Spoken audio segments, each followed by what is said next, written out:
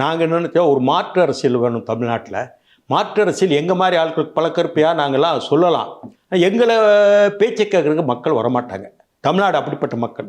இங்கே வந்து வடநாட்டில் நம்ம முட்டாளுங்கிறோம்.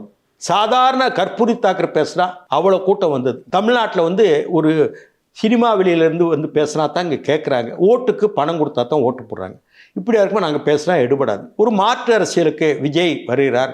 அவருக்கு முகம் இருக்கின்றது. எல்லார்கிட்டையும் போய் ரீச் ஆகிட்டார். சினிமா மூலமாக டிவி மூலமாகவும் போயிட்டார். அப்படி இருக்கும்போது அவர் மாற்று அரசு அவர் தலைமையில் கொண்டு வந்தால் நல்லா இருக்கும்னு நாங்கள் விரும்பினோம். தினமணியில் கூட கற்று எழுதினேன், அவர் ஆதரித்தேன்.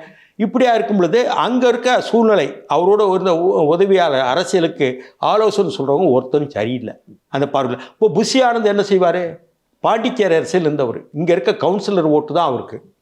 அவர் வந்து இப்போ கன்னியாகுமரி மாவட்டத்தில் இந்த ஊர் எங்கே இருக்குது, வள்ளியூர் எங்கே இருக்குது, அதே மாதிரி மேலப்பாளையம் எங்கே இருக்குன்னு அவர் தெரியாது. பாண்டிச்சேரி அரசியல் வர தமிழ்நாடு அரசியல். பாண்டிச்சேரி அரசியல் உங்களுக்கு தெரியும் காங்கிரஸ் ஜெயிக்கும்.